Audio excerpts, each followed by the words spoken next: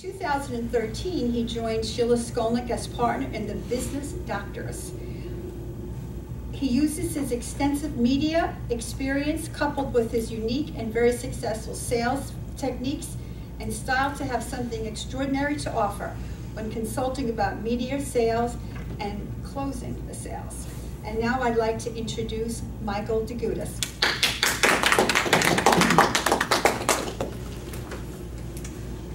Thank you, Sheila. All right.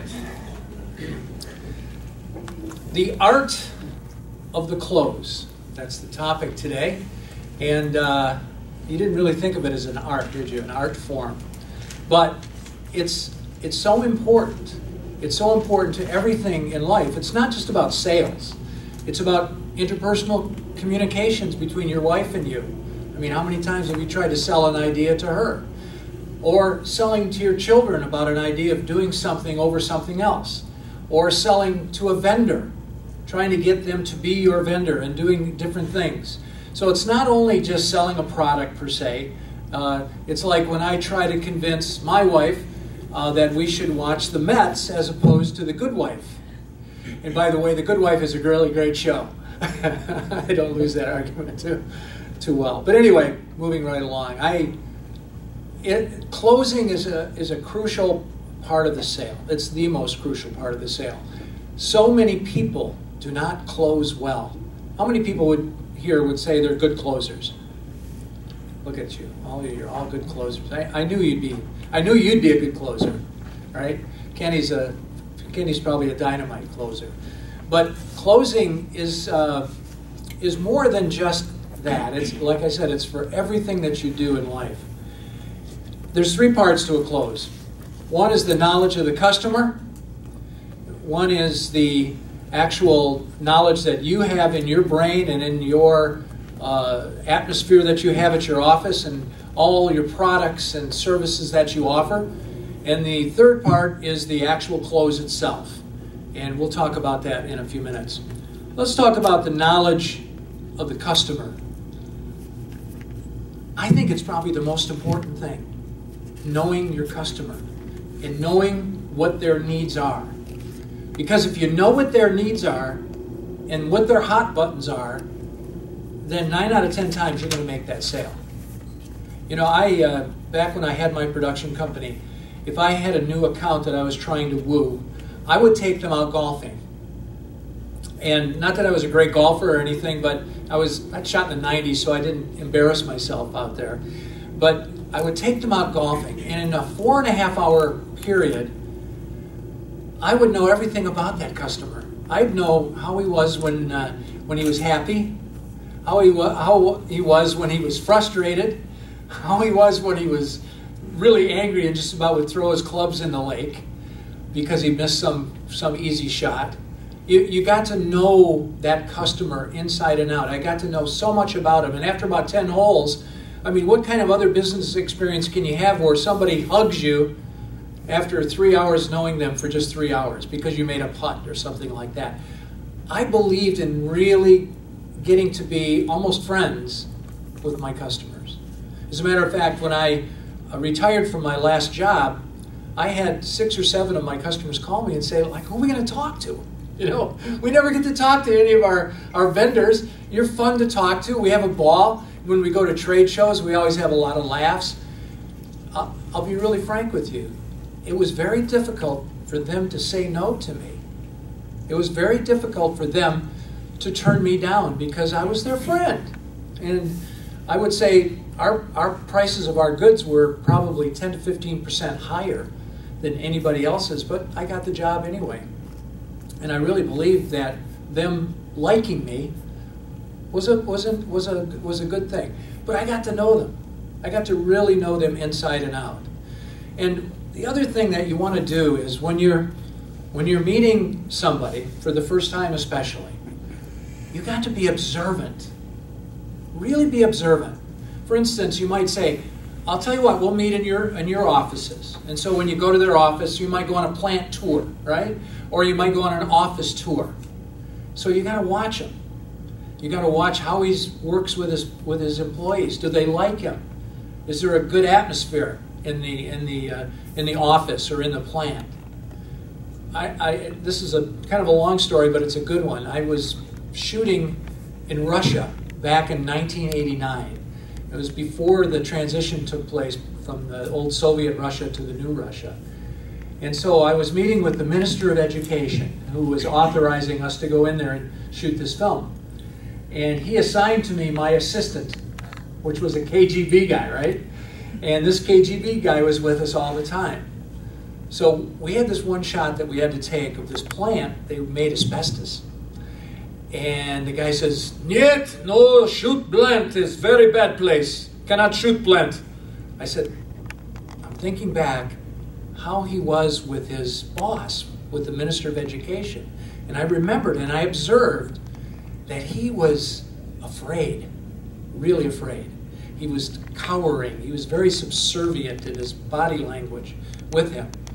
So I said, his name was Igor, kind of a trite name, but that's really what his name was. And I said to Igor, I'm going to have to gather my crew up. We're going to have to get back on the plane, and we're going to have to leave here. And I'm going to have to tell the Minister of Education that we're not going to make a film. His eyes got real wide, and he got kind of scared. He goes, "Okay," he says, "you can shoot plant, but I'm with you every moment. I want to know what you're going to do and who you're going to see." He was afraid. But see, I observed that in the early going when I first met. And that's what you have to do when you're meeting a potential client. Observe. And I think that when you do that, sometimes it means a sale. It means a sale. So, the second part is the knowledge of your product. Now that sounds like, of course we all know our products, right? I'm sure you know every facet of law, Bill, right? For my area, yeah. Yeah. But there might be other areas that you don't know much about, obviously, and that you might get interested in. But in your area, you want to know everything. You want to be confident and you want to know everything. I'm sure you know every chemical known to man that you can put on your carpeting, right, Kenny? Yeah, close. You know, but there might be something out there, right? You're always learning, aren't you? Every day. You've got to get to know your products. I worked for almost 14 years with a chemical company. Now, I think I was the president of my 5th grade science club. But other than that, that was all the chemicals I ever really dealt with, and that's the only chemistry I ever had. But at the same time, I knew that I was going to have to come up with some jargon when I'm trying to sell. I'm going to have to come up with some basic thought processes that these people are going to throw at me, or I'm going to be stupid. I remember the first couple of sales calls I went on, I didn't know the answers. And there's really nothing worse for a salesman is not to know an answer. And say, gee, I'm really sorry, I don't know that. I'm going to have to go back to my boss or or the chemist in our area to answer that question. And you look bad. So what I went to my boss and I said to him, here's what I want to do. I want to go to every technical show that we have that's in the industry. I want to go to all the technical shows. And I did. And I'm just sitting there and just imbibing all these phrases and all these thought processes. I didn't even know what any of them meant, really. But I would just regurgitate them to my clients or potential clients, and they all thought I knew what I was talking about.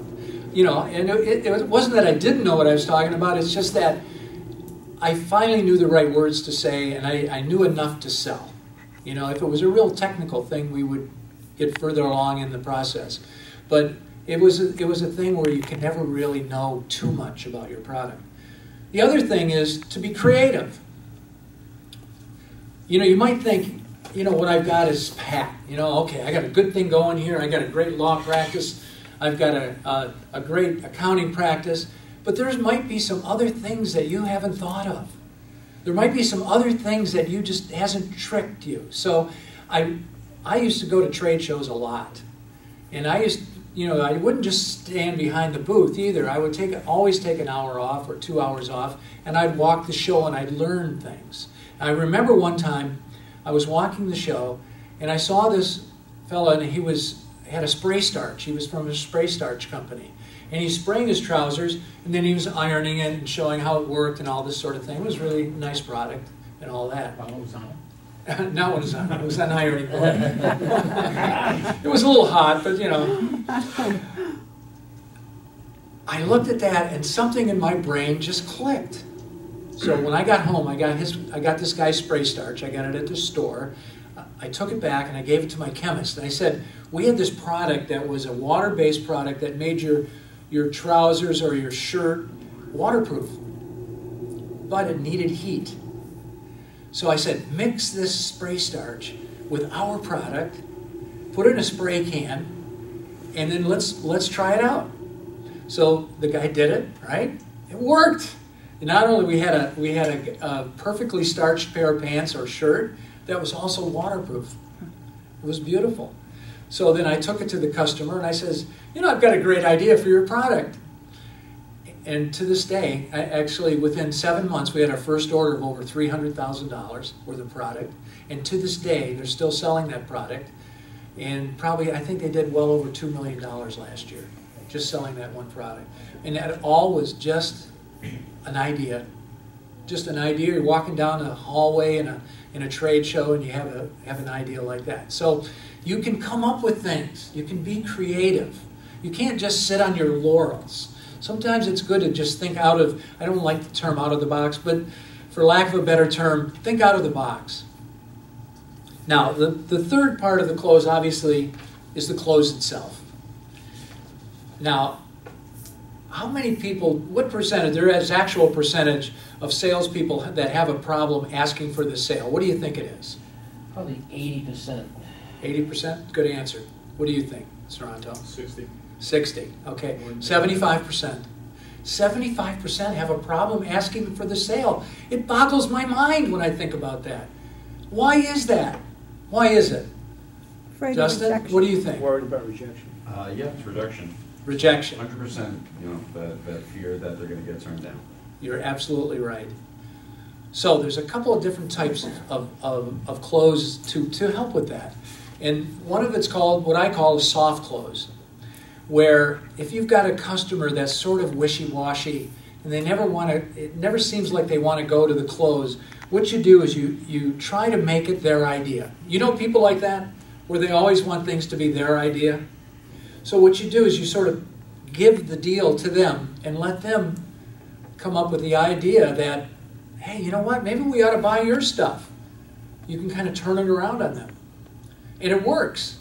It's only maybe 10 to 15% of all of closes, but when you run into that hard guy that is not responding normally to your techniques, then that's a good idea. The hard close really is still the most predominant one, where you just walk out there and you've given them all the features and benefits, and then you go, well, you know, it does this, this, and this, and we can get it for this, this, and this, and here's the price, everything's in line. What do you think? Is that so hard to do? But people have a tremendous fear of doing that for some reason. What I've always found is, even if you get rejected, it oftentimes can just be a no on its way to a yes.